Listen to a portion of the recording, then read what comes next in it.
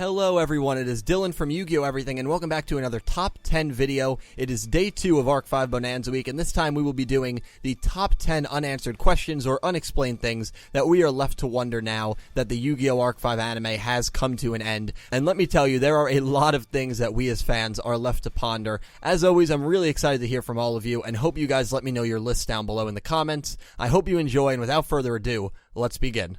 Number 10. Kicking off this list might seem like a bit of an obscure one, but I am still pretty surprised that this Academia member did not have a bigger role in the show. We first see him in episode 41 when they show Serena and Reiji in a flashback, meeting on Academia grounds. He clearly is leading the Obelisk fleet chasing down Serena, so he clearly has a role that is more important than your typical Obelisk Force member. This is not the last time we see this guy. He also appears during the final arc to let Aqabas know that Yugioh has escaped from the containment that they had him in. I really thought we would at least get a name for this member, since he seems to have a pretty important role in the sense that he leads Obelisk Force squads and has a direct link to talk to Aqabas. Maybe they could have used this character instead of Saunders during the Battle Beast duel. It's hard for me to think they designed a character, gave him a big leadership role, and then never had any plans to introduce him. One of the more baffling things in the Arc 5 universe, in my opinion. Number 9.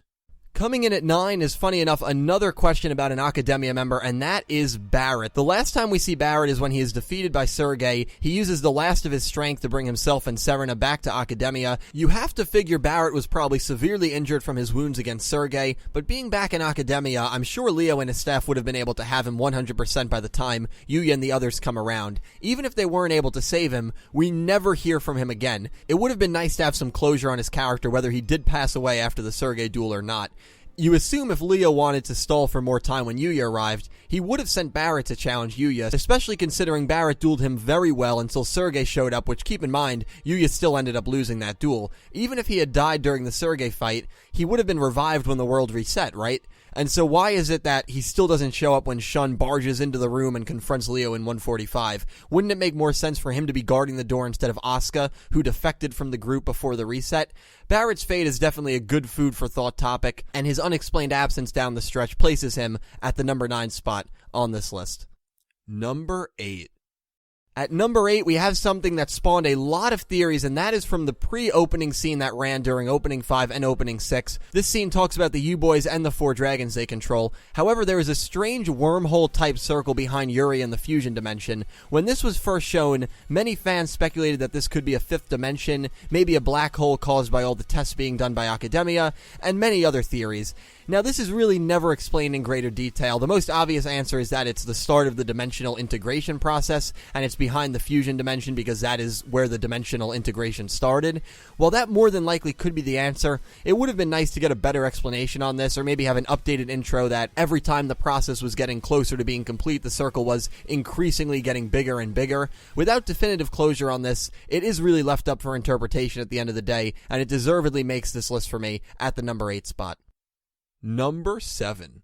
Legacy characters were awesome to see in Yu-Gi-Oh! Arc 5, but there are a great deal of questions regarding who they actually are and why certain ones appear in the show, and they take the number 7 spot on this list. Now, I speculated in a theory video why certain legacy characters may have shown up and others didn't, but again, that's merely a theory of mine, not definitive by any means. The legacy characters that we get in Arc 5 are not the same characters from the previous shows. Sure, Jack Atlas might look similar and have the same name, but he has a different backstory and a different deck, and is just a completely different character.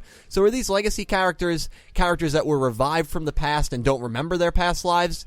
And why is it that no Duel Monsters characters appear and only very specific legacy characters appear from each show? Why is it that no protagonists appear in this world? Their place in this universe has always been baffling to me, and it's something that I always have a hard time explaining to someone who has not seen Arc 5. I mean, yes, you can easily chalk it up to them being there just for plot purposes, but you know me, I always try to look at everything analytically, and analytically speaking, there is no concrete answer regarding legacy characters' existence in Yu-Gi-Oh! Arc 5.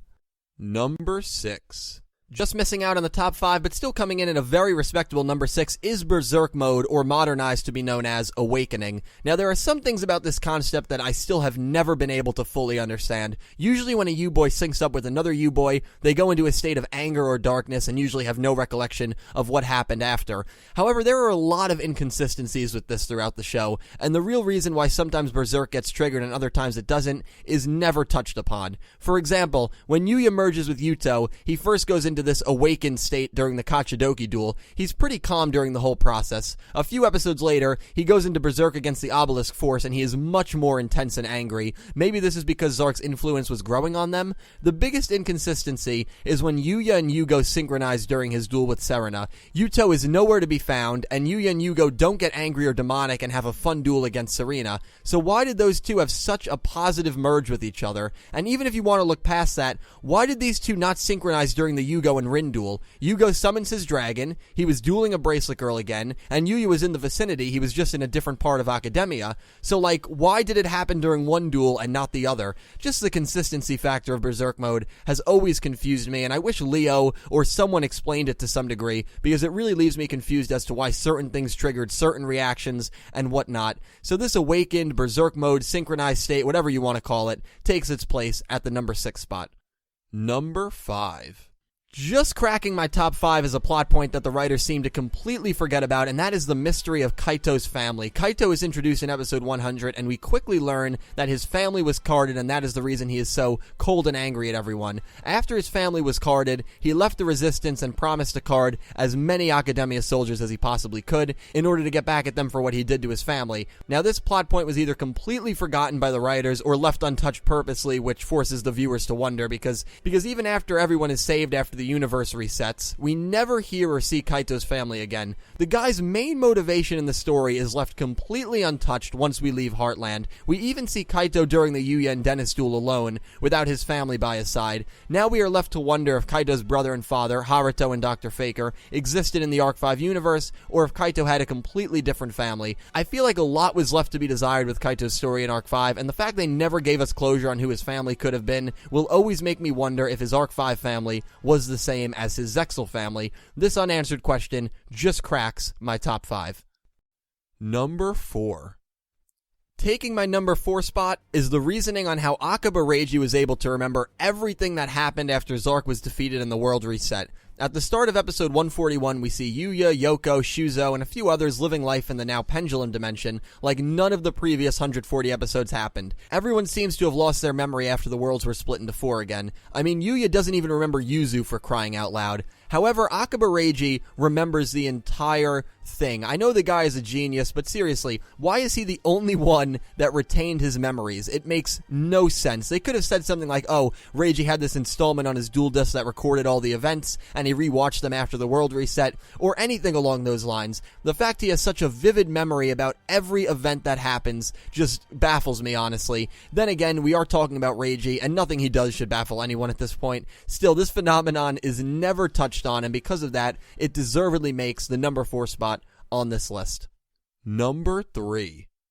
Time to get to the man on the thumbnail. Coming in at the number 3 spot is none other than Jean-Michel Raget, more so referring to Raget's unknown fate. He was the main villain during the Synchro arc, and after the duel against Reiji, he pretty much went off the deep end and tried to sink the entire city into a wormhole. However, the device went haywire and took Yuzu to the fusion dimension, while it took Shun, Yuya, Shingo, and Gangenzaga to the Xyz dimension. However, before all of these teleports happened, Raget was teleported in a wormhole as well. We never see or hear from him again. What the hell happened to this guy? Did he get teleported to the highly speculated 5th dimension that we never saw? Did he go to the quote-unquote void between dimensions that he was trying to send the entire Synchro dimension into? Who the heck knows? But what's really bizarre is when the world is reset, you'd think we would hear from him or at least see him maybe getting arrested or watching on with a changed mindset, but no, he's just gone. I guess we have to assume he's dead, but the reset is what makes me very hesitant to just write off his character as dead, since everyone gets revived. So what is Jean-Michel Raget's fate?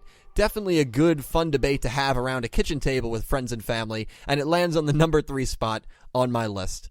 Number 2.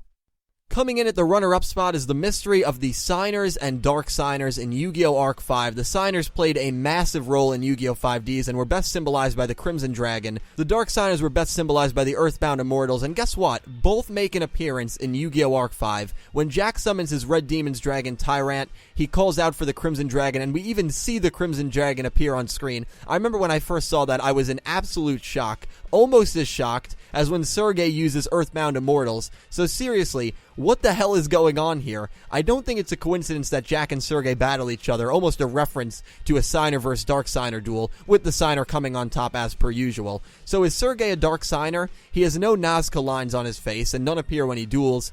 I wish we had a little more reason on why he just seemed to randomly use Earthbound Immortals. As for the Crimson Dragon, it's weird because Jack summons Red Demon's Dragon Tyrant 4 times throughout the show. The first 2 times he summons it, the Crimson Dragon is shown, but when he summoned it against Zark and Yugioh, it was not shown.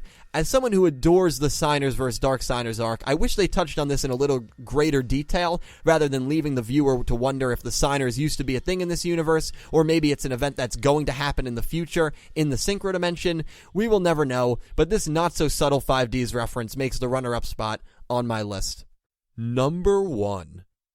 The number 1 unanswered moment of Yu-Gi-Oh! Arc 5 has to do with a legacy character, and that is the impossible-to-answer question, where in the world is Ryo, Hellkaiser, Zane Truesdale, Marufuji? The more I think about it, the more it makes me wish we saw Kaiser appear in Arc 5. So here's the deal. In episode 116, we see this classroom right before Yugioh teleports into it while riding on his D-Wheel. If you take a close look at the board, you see the name Ryo Marufuji, which, if you are only familiar with the dub, is Zane Truesdale from Yu-Gi-Oh! GX. The text translated describes him as being a legendary duelist from the Fusion Dimension, so the question is, where the heck was this legendary duelist during the invasion in Heartland? Or what about when the dimensions were becoming one and all of the duelists were challenging Zark in a last-ditch effort to save everything? It just really irritates me that they confirmed one of the strongest GX duelists exist in Arc 5, and yet he was MIA the entire show. The reason I don't think he defected or turned his back against Academia is because they wouldn't be talking about him in an Academia classroom so positively had he stabbed Academia in the back. He clearly is just as if not more respected as Edo is, who was a general in the Academia invasion. Cyber Dragon Infinity is an Xyz card, so he could have went in with Dennis, gained the trust of Heartland citizens, and helped destroy Heartland from the inside out. Maybe he was carded. The only Xyz duelist who is probably on par with Ryo is Kaito, and the thought of a Ryo-Kaito duel just makes your mouth water. I guess we will never understand why a legendary legacy duelist never showed his face in the show. I guess it will always be a case of what could have been had they introduced Ryo at some point, but the question of where he is or what happened to him is my number 1 unanswered question from Yu-Gi-Oh! Arc 5. That is that. I hope you guys enjoyed my top 10 unanswered questions or unexplained moments from Yu-Gi-Oh! Arc 5. This was my second video during Bonanza Week, and we still have 4 different top 10s to get to this week alone. The fun really has just begun. Sorry I had to. Let me know if I missed any more moments, and please try your best to explain any of these or give any theories regarding these down below in the comment section. Really, really excited to hear from you guys, as always, and I will talk to you down below, as always. Whether you agree or disagree, I still really hope you enjoyed watching. Thank you so much for watching, and I hope you have a fantastic day.